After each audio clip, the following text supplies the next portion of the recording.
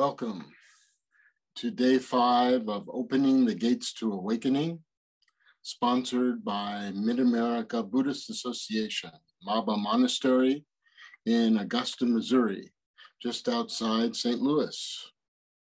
Today's guest Dharma teacher is the Venerable Bhikkhu Bodhi.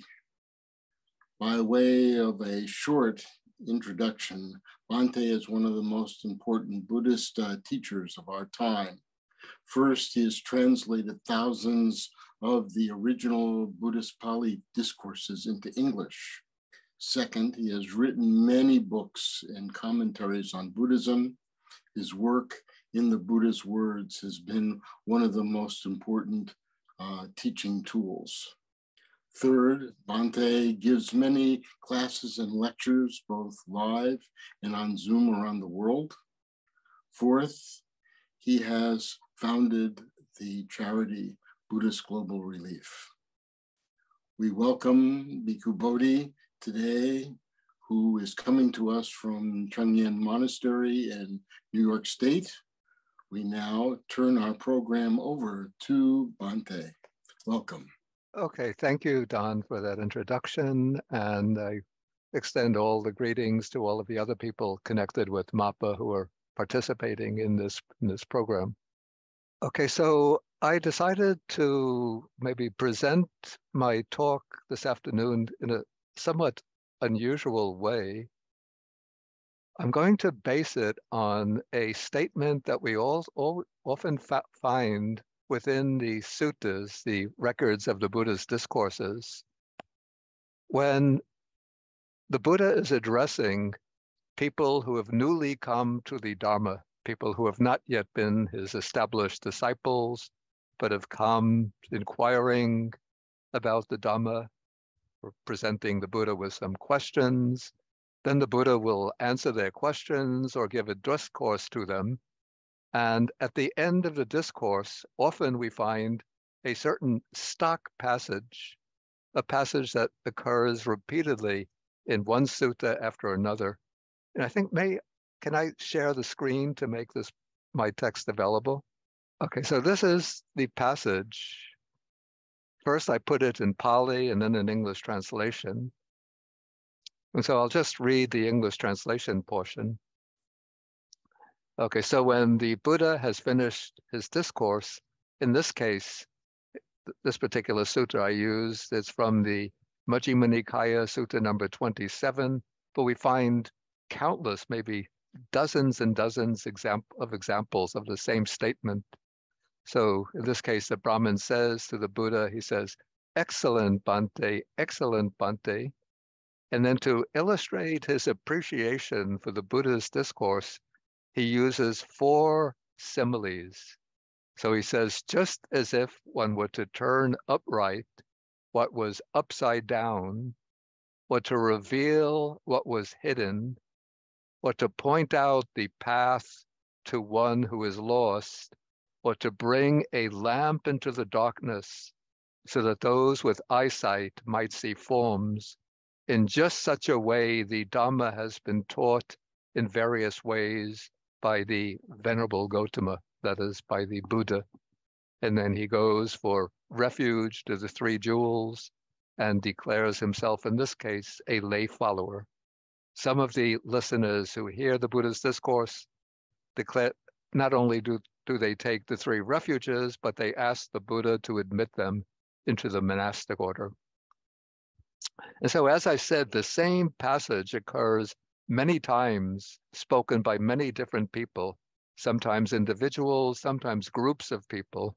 So, of course, we can't literally believe that every person who appreciated the Buddha's discourse made exactly the same statement, but rather what we could infer is that different listeners would express their appreciation in different ways, and the compilers of the discourses would have, in a sense, combined their exclamations of praise and appreciation and thereby formulated this stock passage. And now what I want to do is to use these 4 statements as themes for elaborating on different aspects of the Buddha's teaching. And so what I've done is to reorder them because I find it more useful to take them in a different order. And then based on this rearrangement, I'm going to give a sort of comprehensive overview of the Buddha's teaching. So the way when I reorder them, I have first what the Buddha has done is to reveal what was hidden, then to bring the lamp into the darkness so those with eyesight might see forms, then to point out the path to one who is lost, and then to turn upright what was upside down. And then I've selected a number of passages from the text to illustrate these four aspects of appreciation. Okay, so to reveal what was hidden, what is it that the Buddha reveals? And this is the way I'm interpreting these phrases. We don't find such an interpretation in the texts themselves, but this is my own way of filling out these four expressions. So what does the Buddha reveal that was hidden? What I would say is that what the Buddha reveals is the full dimension of the human condition. And now in our present day way of approaching Buddhism, particularly here in the West, we very much tend to focus on Buddhism or the Buddha's teaching as something to be practiced, to be experienced right in the here and now, in this present life, and putting aside, bracketing, dismissing what I call the vast cosmic background of the Dharma that we find in the suttas. But I believe that in order to have a full appreciation, not only of the Buddha's teaching itself, but to have a full appreciation of our own understanding and practice of the Dharma, it's essential to bring in these vast dimensions, the vast background of the human condition that the Buddha reveals through his teaching. It's a little bit to use a simile. Let me just use a simile. Okay, I just put a black dot on the page here. Now, if you want to understand this black dot, it's not sufficient just to look at the black dot in itself, but we have to see the position of the black dot on the page. Where is it on the page? So it's about halfway between in the length of the page, and it's a little bit more than 1 inch from the left margin. And so if we're going to get a full understanding of the place of this black dot, we have to see it in its coordinates in relation to the page.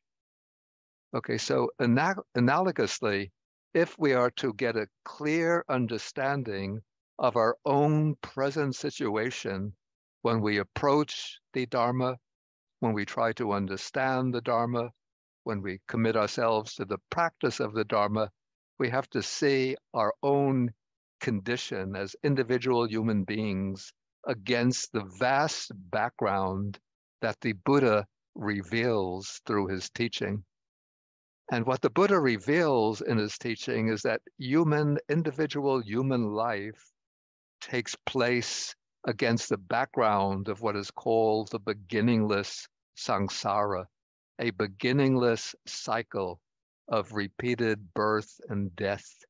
So this life that we're living now is not just the only life that we live, but this individual life is just like one link in a chain of lives going back indefinitely into the past and potentially going indefinitely into the future.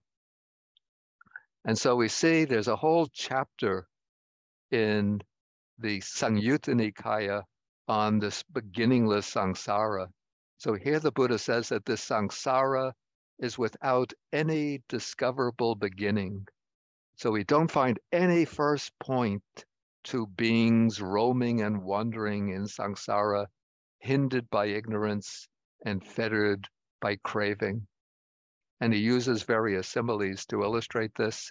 Here's the simile of a man might cut up all of the grass, twigs, and so on in India, collect them into a heap, and then lay out each twig saying, this is my mother, this is my grandmother, this is my great-grandmother, and going back, back, back.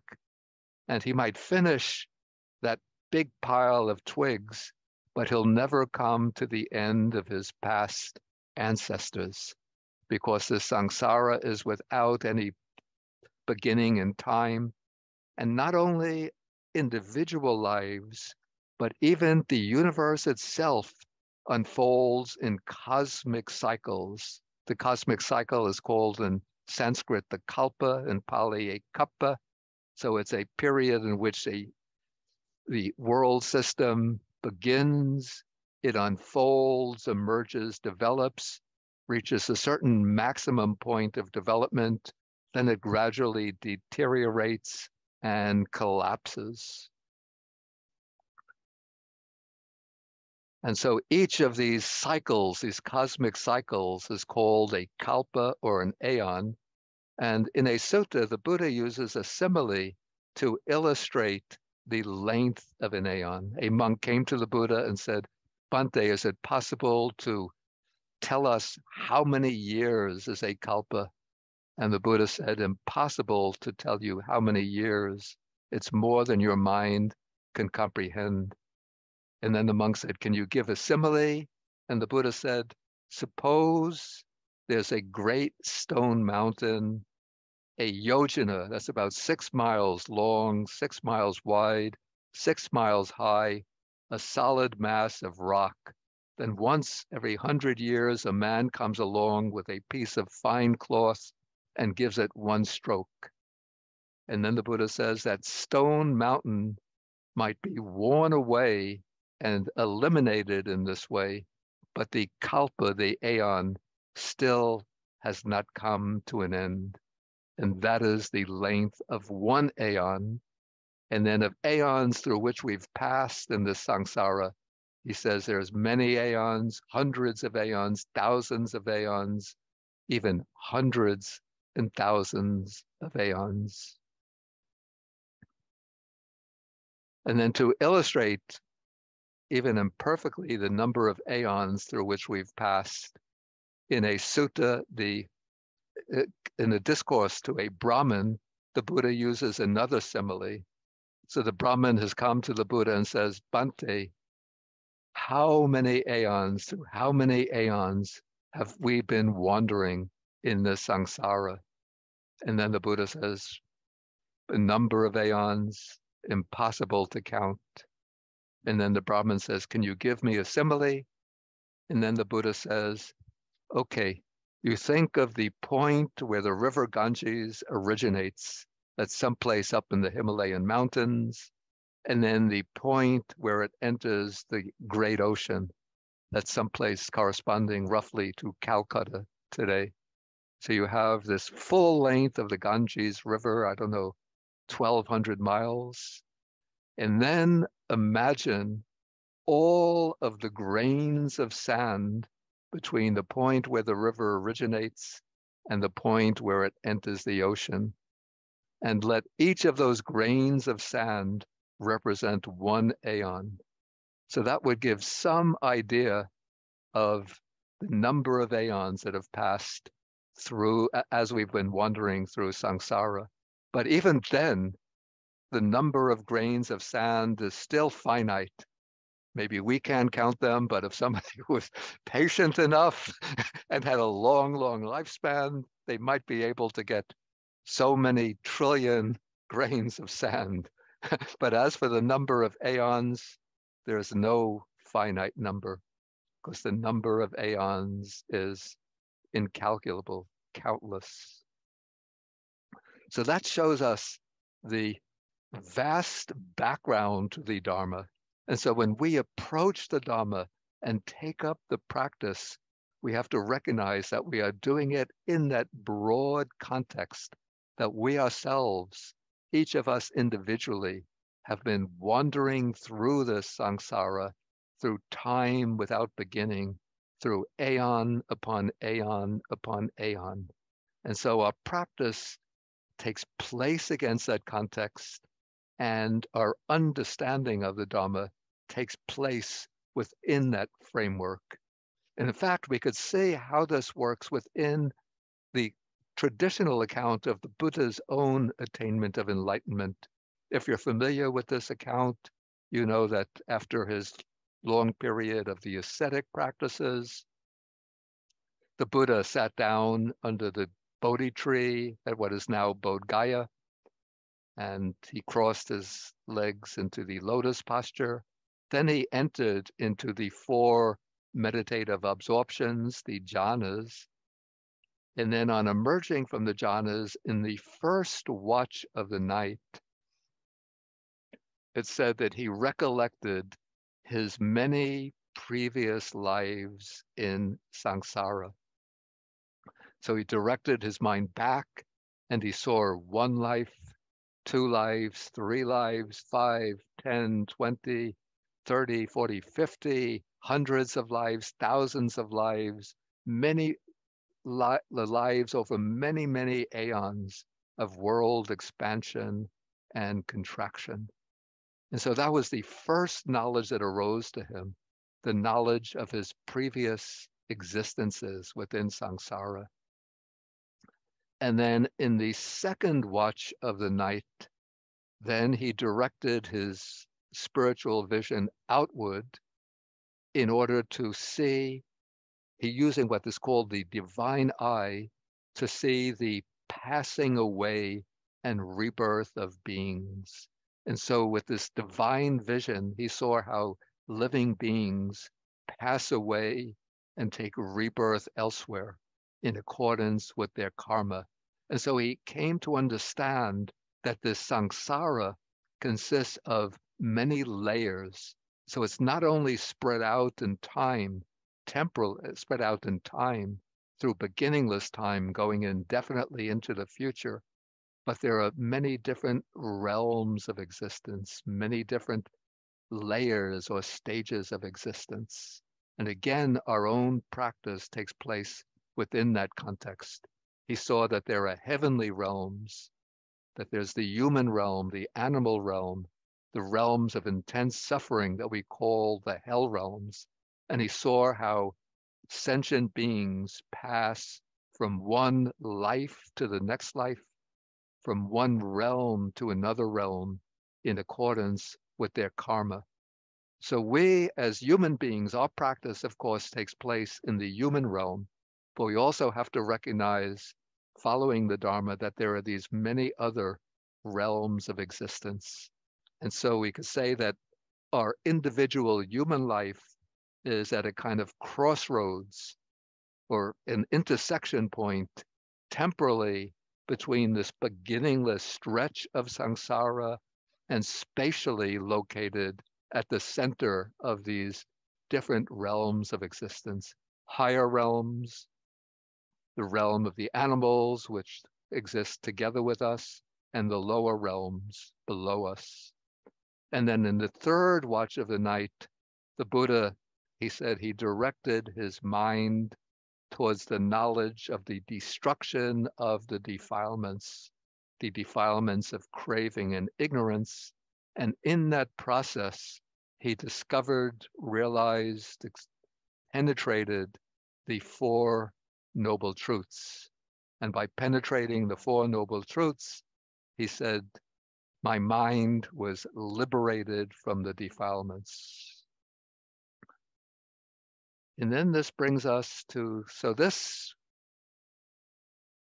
what is sort of, I've been explaining here, comes under the heading of that the Buddha reveals what was hidden, the hidden dimensions of samsara, temporally, by way of its beginningless duration, and spatially or cosmically, by way of the many different realms and planes of existence.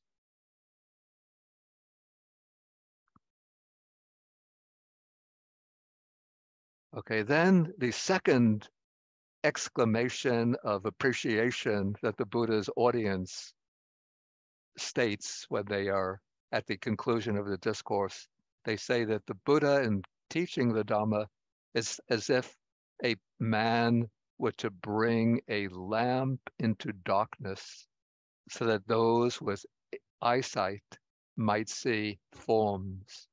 And I use this, I bring under this particular heading, the Buddha's exposition, proclamation of the Four Noble Truths.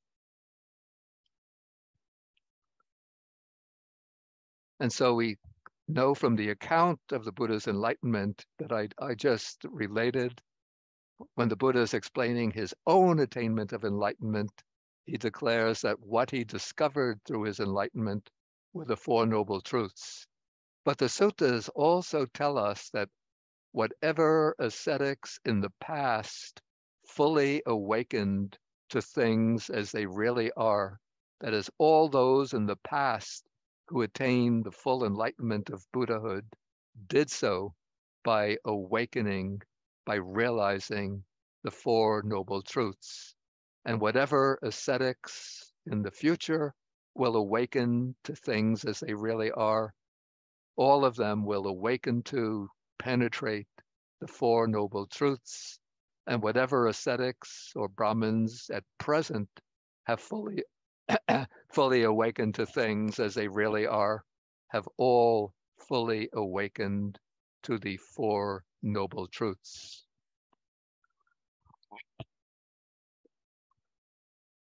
And so we know these Four Noble Truths, probably you've studied them already quite in detail. We have the noble truth of dukkha, the truth of suffering with its many different dimensions, the noble truth, the different aspects of suffering in human life, bodily suffering, mental suffering, and the unsatisfactory nature of human existence, which is comprised within these five aggregates, the objects of clinging, bodily form, feeling, perception, mental activities, and consciousness. Then the cause or origin of suffering, craving and the associated defilements, and underneath craving, ignorance. Then the cessation of suffering through the eradication of ignorance and craving, and the way to liberation from suffering through the Noble Eightfold Path. Okay, so the Buddha, through his enlightenment, he realizes, discovers, awakens to the Four Noble Truths. And then through his teaching career, what he teaches again and again in different ways, different formulations, different terminology, but all of those teachings boil down to the Four Noble Truths. And there's a famous sutta, maybe you've come across this before, where the Buddha is walking through a forest together with the monks. And it's like the autumn here in the Northeast United States, where the leaves have been falling from the trees. And the Buddha bends down, and with his hand, he takes a handful of leaves. And then he asks the monks, he says, "What do you think is more, the leaves that I've taken up in my hand, or the leaves that are still on the trees up in the canopy above?" And then the monks say, "The leaves that you have taken in your hand, those are very few, but the leaves that you see above in the trees, those are many, countless, many, many leaves." And so the Buddha says, in the same way, the things that I have taught to you are the things that I've realized through direct knowledge are many, like the leaves overhead in the trees. But the things that I've taught to you are few, relatively few, like the number of leaves in my hand. And why haven't I taught those other things? Because those things are not beneficial, they're irrelevant to the spiritual life, and they don't lead to cessation, to peace, to the higher knowledge, to enlightenment, to nirvana. Therefore, I have not taught them. And what are the things that I have taught? The things that I have taught are just these Four Noble Truths. The noble truth of dukkha or suffering, the noble truth of the origin of suffering, the cessation of suffering, and the way leading to the cessation of suffering. And then he says, why have I taught this? Because these are the things that are beneficial, the things that are fundamental to the spiritual life, the things that lead to disenchantment, dispassion, to the peace, higher knowledge, enlightenment, to nibbana. Therefore, I have taught them. So this is like the Buddha, sort of we live our ordinary lives. You just look at people out in the world living their ordinary lives, not attending at all to, not aware of the reality of the suffering of human life. People are scrambling to, to earn money, to gain status, to get position, to get power. We see this in the recent bout of elections, candidates, jockeying for position to get in positions of power, where people are always scrambling, even ordinary people scrambling to get more friends on Facebook, to get more hits with their, I don't know if they have Twitter accounts and so on. So we always live sort of with our blinkers upon our eyes, living in a kind of darkness, just concerned with these narrow worldly benefits. And if we experience pleasure, then we think that is happiness. If we experience some kind of affliction, we think that is suffering. And we think that suffering is something that we can overcome, can eliminate just by intensifying, increasing the amount of pleasure that we experience, either through indulging the senses in worldly sensual enjoyments, or by gaining admiration, fame, appreciation from others. And so we remain sort of in this darkness, the darkness of delusion. And then the Buddha comes to us, or we encounter the Buddha's teaching. And it's just like a person bringing a lamp into the darkness, so that now we can see forms, we can see the truth of our life, seeing first the truth of dukkha, which is not that all life is suffering, but that all life involves some degree of unsatisfactoriness, that even when we achieve our worldly goals, pleasure, position, status, appreciation from others, even just a sort of conventional worldly life with family, friends, and so on, underlying that is some degree of inadequacy, some kind of defect, even if we live a relatively secure and pleasant life, but eventually we're heading for old age if we live long enough, sickness and death, and there's always the danger facing us of a premature death that we don't foresee. And even if you live a full, healthy, normal life, there's that subtle clinging to the five aggregates, the constituents of body and mind, and a kind of underlying anxiety through the change, the deformation of these five aggregates. And so when we encounter the Buddha's teaching, it's like we're coming up to a lamp brought into darkness. And the Buddha illuminates through his teaching the truth about our existence, enabling us to see that in fact our life is enveloped within this truth of dukkha, that this truth of dukkha, the unsatisfactory nature of life, the insecure nature of life, penetrates right through our skin, our flesh, our bones. Everything is sort of immersed in dukkha. And he also enables us to see the underlying causes of our dissatisfaction, to turn the spotlight. Usually when we're dissatisfied, unhappy, miserable, we think that the cause lies outside of ourselves. But the Buddha turns the spotlight upon us and shows us that the cause is inside and that the remedy is also inside, that we have to do the work of overcoming our craving, ignorance, and the other mental afflictions in order to get free from dukkha, from suffering.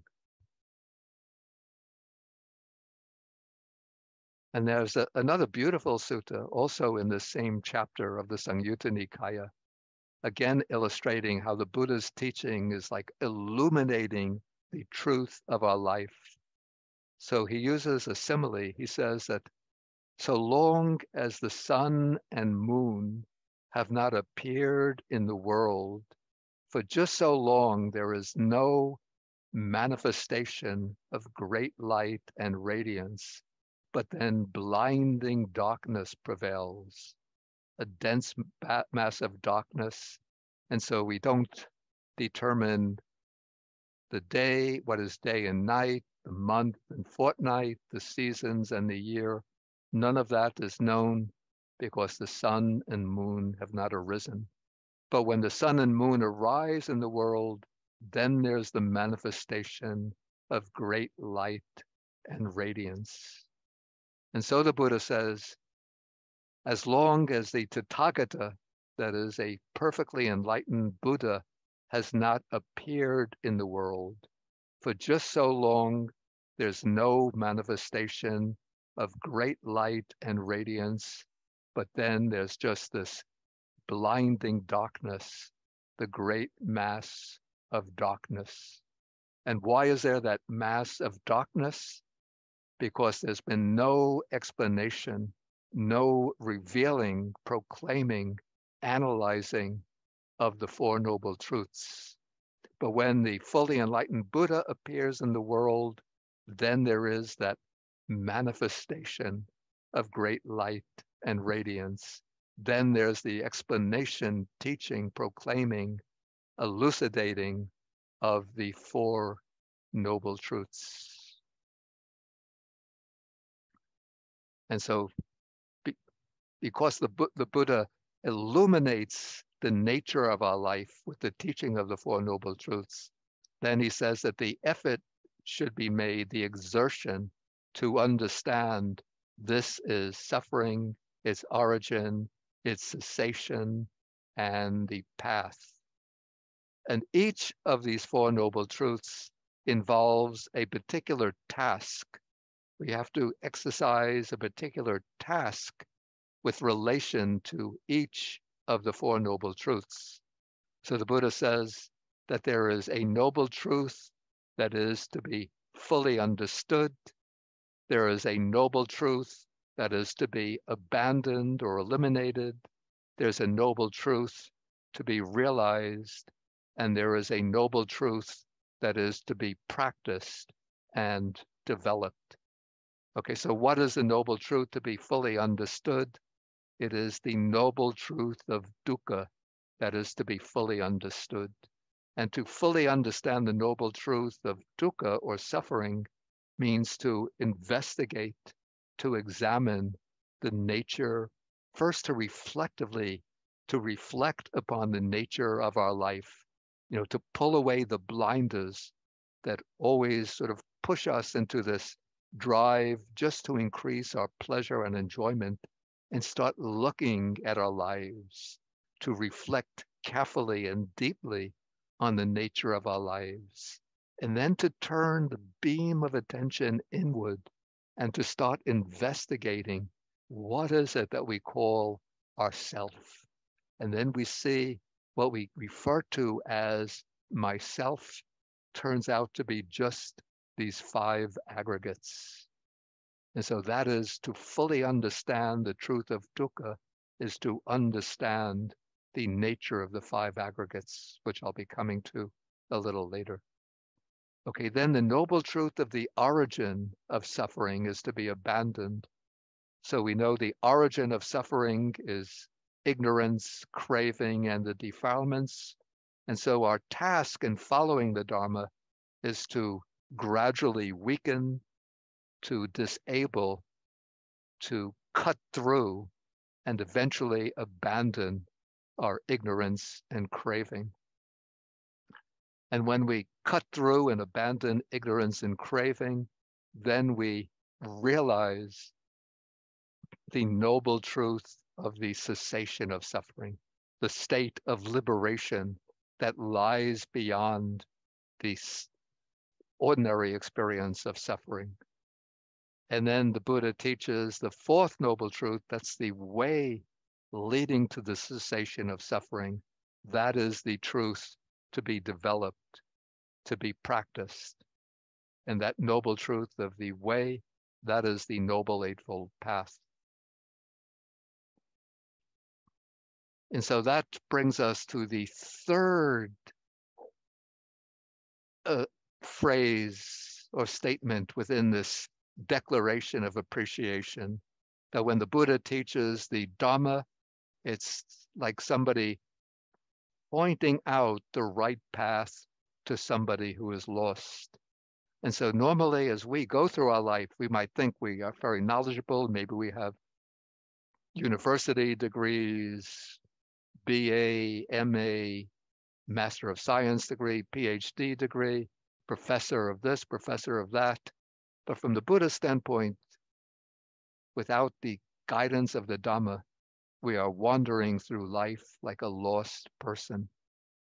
And so the Buddha points out the path that leads out from suffering, out from bondage, out from the misery of samsara to the state of liberation.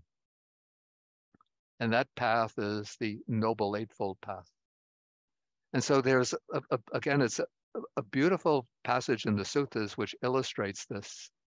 So the Buddha says, in the simile, he says, suppose there is a man wandering through a forest. Maybe he's lost in the forest. And then he sees an ancient path, a road that had been traveled by people in the past. And then he follows that ancient path and he sees the ruins of an ancient city, a city that had been inhabited by people in the past. He could see the remains of parks, groves, ponds, and so on. A delightful place. And then the man comes back, he goes back to his own city, and he informs the king or a chief minister, and he tells them that I was wandering through the forest and I came across this ancient path. I followed it and I saw this ancient city. And then he tells the king or minister, renovate that city, and the king does so. And sometime later, that city becomes successful and prosperous. And so the Buddha says, so too, through my enlightenment, I discovered the ancient path, the ancient road traveled by the enlightened ones of the past. And what is that ancient path? It's the Noble Eightfold Path. And then he spells out the factors: right view, right intention, right speech, right action, right livelihood, right effort, right mindfulness, and right concentration. So when we take up the practice of Dharma, this is the path that we have to follow. And so we begin with right view. And right view here is functioning as a kind of forerunner of the practice of the path, or a guide to the practice of the path. So it is the view of the mundane level, the view of karma and its fruits, and at the higher level, the right understanding of the Four Noble Truths. Then based on right view, we develop the right intentions or motivations, particularly the motivations towards renunciation, towards goodwill, and towards compassion. Then based on right view and right intention, we take up the three ethical factors of the path: right speech, right action, and right livelihood. And these three ethical factors serve as the basis for the last three factors, which are the meditative practices of the path: right effort, right mindfulness, and right concentration. And through the practice of the meditation, balancing effort and mindfulness, balancing concentration and wisdom, basically what we are developing are two qualities. Probably you've come across these terms. In Pali, we use the expressions Samyutta and Vipassana. So these are what we call the two wings of meditation. So Samyutta is the calming of the mind, the developing the skill to learn how to steady the mind on its object, to settle the mind on its object, to discard the sort of stray random thoughts and to unify the mind on the object. And then Vipassana is the ability to see using the calm, concentrated mind in order to see into the real nature of phenomena, to see into the nature of dhammas. And so there are different approaches to the development of calm and insight. So some approaches, in some approaches, you develop a basis of calmness first, leading to deep concentration or samadhi. And then on that base, you develop vipassana. And vipassana is what brings, in Pali, panya, or in Sanskrit, prajna. So in some approaches, you develop samatha first, then vipassana, and then vipassana gives rise to panya or prajna, through which you see into the real nature of things. In some other approaches, one begins with vipassana first, though actually you can't really get insight first before there's calmness. But what you do is begin by attending mindfully to the changing process of experience. And then as you go on mindfully noting whatever arises, the mind becomes settled upon the stream of experience. And as the mind becomes settled on the stream of experience, a kind of samadhi arises simultaneously with vipassana, with insight. So there you have samatha and vipassana joined together in the contemplation of the real nature of dhammas. So this is the high development of the Noble Eightfold Path. And then when you have samatha and vipassana joined together, functioning together to see into the real nature of things, then the task becomes to turn upright what was upside down. So this means removing the distortions of our understanding. So that is the particular task of insight or wisdom, because ordinarily the mind is cloaked in ignorance, cloaked in delusion. And because of the work of ignorance, we give rise to these distorted perceptions or deluded perceptions. And the key or major distorted perceptions are seeing things as being permanent, lasting, or stable. That's the delusion of permanence. Then there's the delusion of seeing pleasure or happiness in conditioned phenomena, seeking pleasure or happiness or true enjoyment in conditioned phenomena. So that's the delusion of pleasure, the delusion of false enjoyment. And then there is the delusion, the third delusion, the most deeply rooted, the most basic delusion, is the delusion of self. So we each take ourself to have some kind of inner core of our own being that we take to be I, my true self, my enduring self, to be the person that sees, thinks, does things. And our whole life then revolves around grasping this notion of self, trying to boost the idea of self to win praise from others, fame, acclaim, more property, more wealth. And you could see how some of this delusion of self can lead to complete narcissism and arrogance on the part of some people.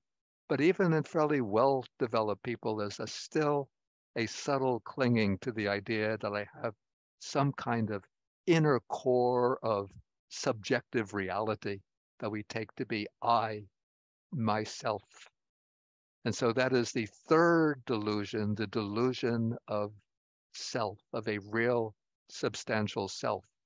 And so the task of turning upright what was upside down is to see into the real nature of phenomena, which means to see into the reality of anicca, dukkha, anatta, to see things as being really impermanent, bound, unsatisfactory or bound up with suffering, and to be anatta, to be non-self.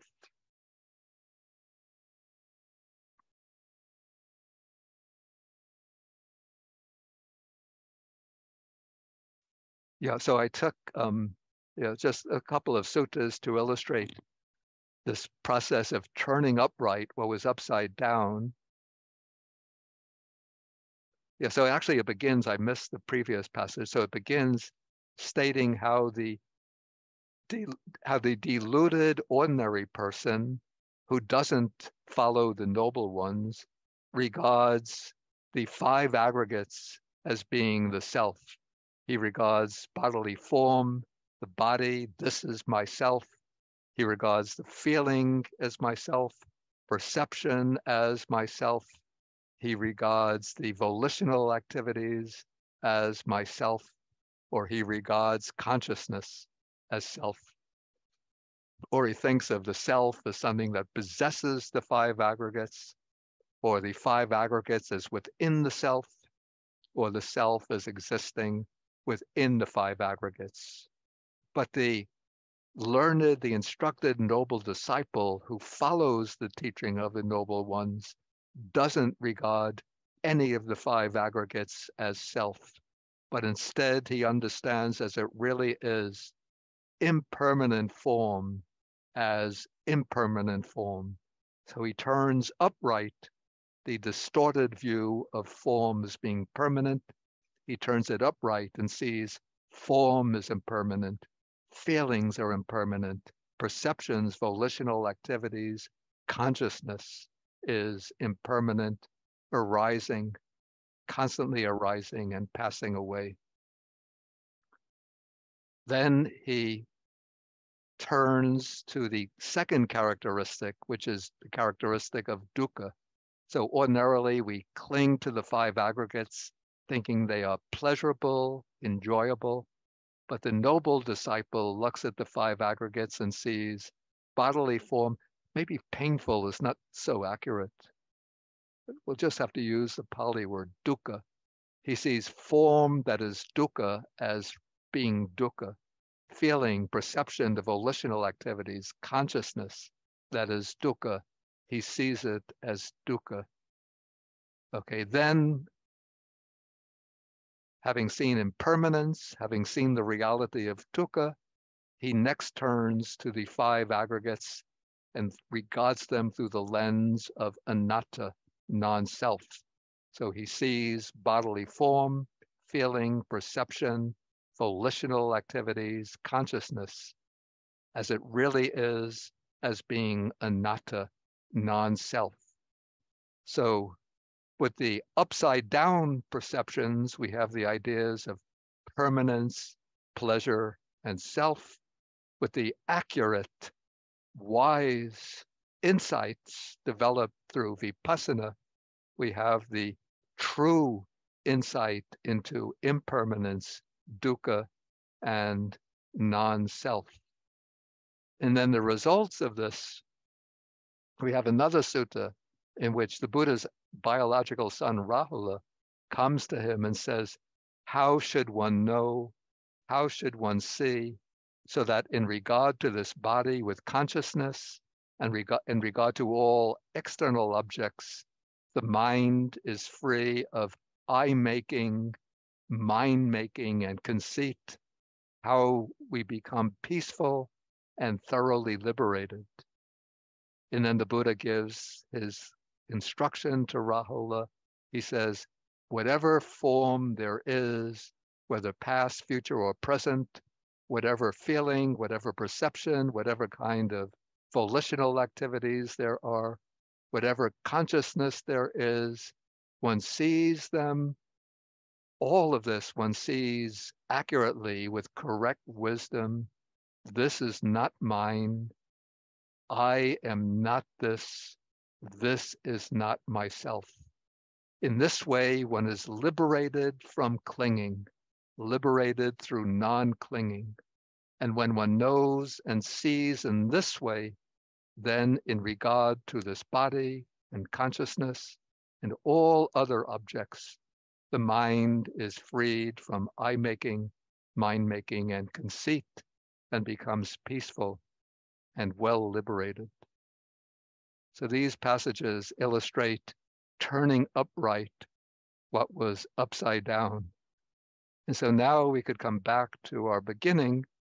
And so now we see the Brahman, in this case, the Brahman Janusoni declares to the Buddha, excellent, Bhante, excellent, just as if, I'll put it in my own order, just as if you were to reveal what was hidden, the boundless dimensions of samsara in terms of time and space, the many different realms of existence, and the law of karma that governs these realms, to bring a lamp into darkness so that those with eyesight might see forms, in this case, might see the Four Noble Truths and apply these truths to understand their own experience, their own existence, as if one were to point out the path to one who is lost, to show us the Noble Eightfold Path, culminating in calm and insight,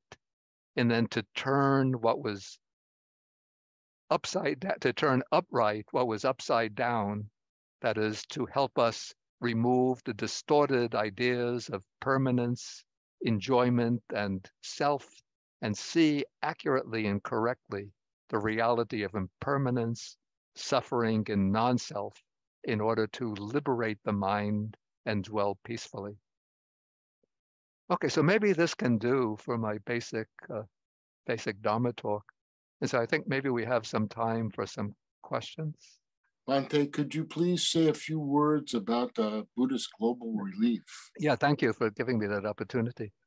Okay, so Buddhist Global Relief is as the title suggests, it's a relief organization that I founded some years ago in 2008, together with some of my friends and students. So the mission of the organization, because we felt as Buddhists, through the values of kindness and compassion, we should do something to help poor people around the world. And we chose as our specific mission to help communities around the world who are suffering from chronic hunger and malnutrition.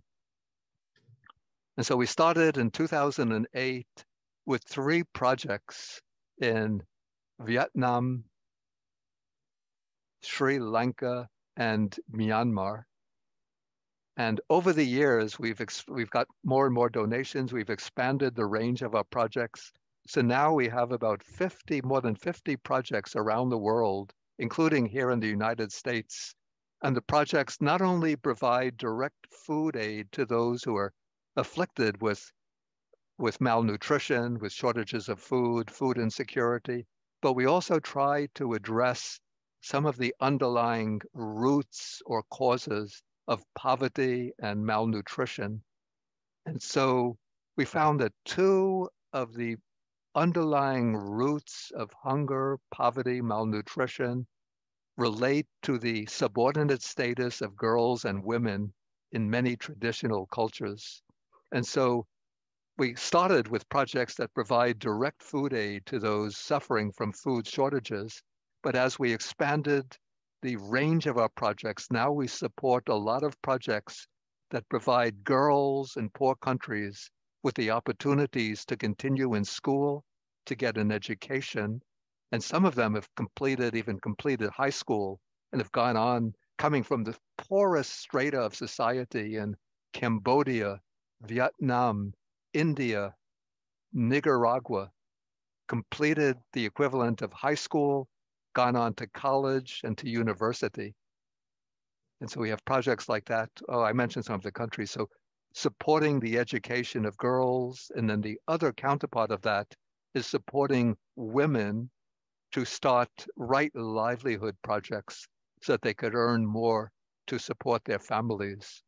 And so, for example, we have projects in India where many, especially in the Punjab, many farmers have incurred very heavy debts and they don't know how to pay the debts. And so what the farmer does is to commit suicide, leaving behind the widow with several children. So we have a partnership project in which we are supporting the training of the widows in traditional Punjabi embroidery so they could create embroidered products to sell on the market. That's one project. And the other trains the widows in cultivating medicinal herbs that they can then sell for use in Ayurvedic medicine. Yeah, so we have quite a number of projects that support right livelihood enterprises on the part of women. If you want, I see somebody already put up the link. But before going to the donation link, you could just go to the homepage of Buddhist Global Relief, and there you could look at some of the projects that we have right now, projects in countries like Mongolia, Cambodia, Vietnam, not only in Buddhist countries. We don't discriminate on the basis of religion. So, but those are the Buddhist countries, Mongolia, Vietnam, Cambodia, Sri Lanka. But India with the Sikh population in the Punjab, Hindus in South India.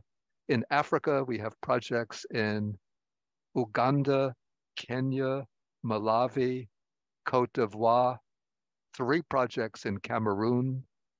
Then in Haiti, we have several projects, I think about 3 projects in Haiti. Then in Nicaragua, Peru, and several projects in Brazil, and a few projects here in the United States. This is most wonderful. Thank you for sharing. Yeah. Thank you for asking me. I should have, I see okay, so I see one question already. Okay, the vastness of samsara seems to denote a sense of meaninglessness if one misunderstands the Buddha's illustration of an aeon. How does one cultivate the view of interconnectedness in relation to samsara?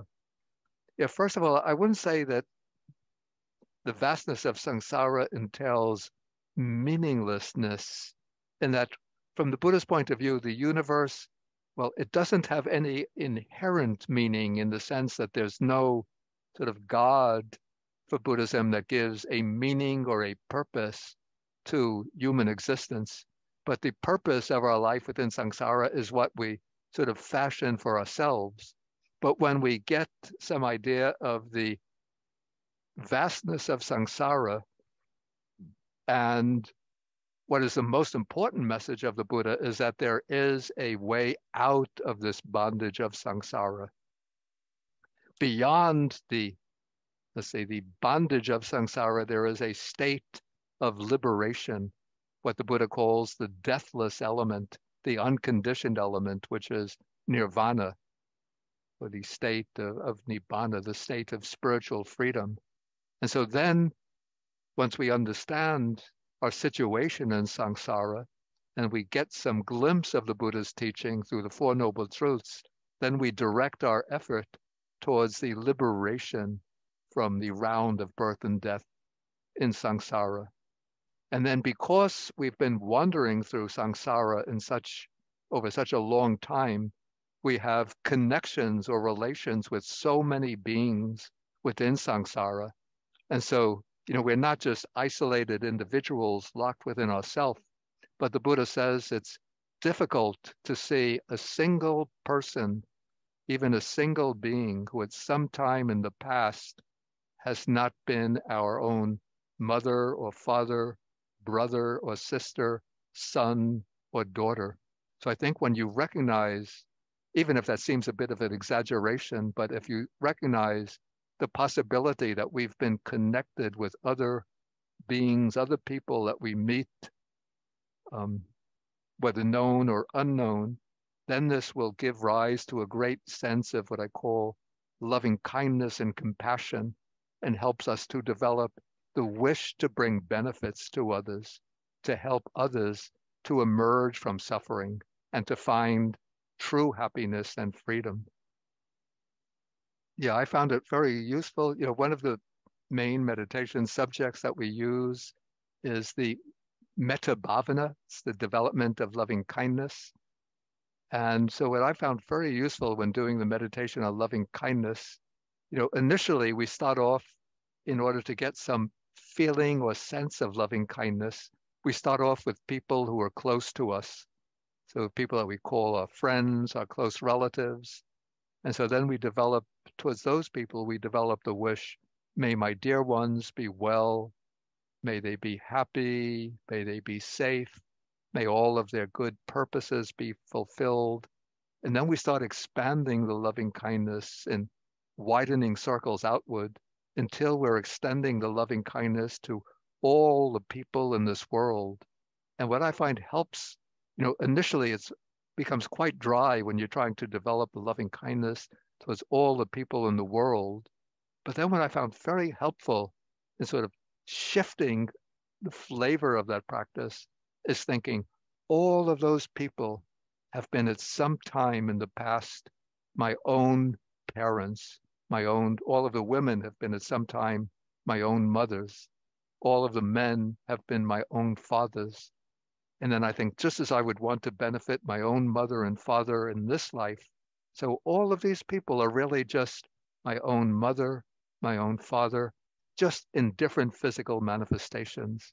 And then that causes the loving kindness to swell up, to become strong, and to issue in a real wish to be able to help them and to benefit them. Yeah, okay, the metta bhavana seems to be a meditation that takes persistent practice to generate the real wish of loving kindness towards all beings.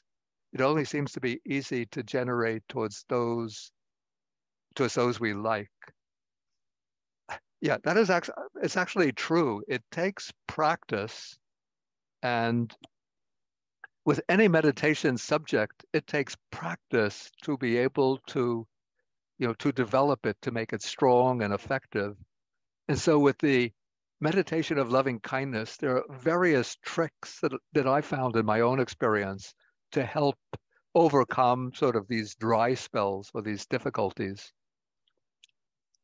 One, as I just mentioned, is to change the way in which we label people. Instead of thinking that they are strangers, we think of them as being our own parents, the older ones as being our own parents in different forms, the really younger ones being our own sons and daughters in different forms, the ones who are roughly in the same age group as being our own brothers and sisters in different physical manifestations.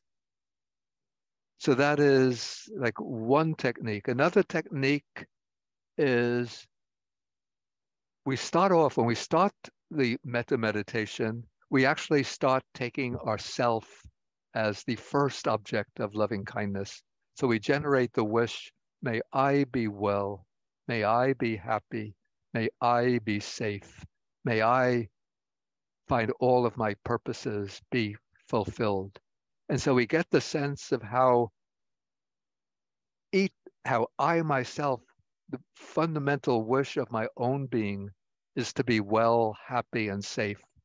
And then on that basis, I could understand that every other person is a subject of experience. And as a subject of experience, every other person wants to be well, happy, and safe. And so in that way, what I can do in imagination is to exchange myself for others, to put myself in the position of others.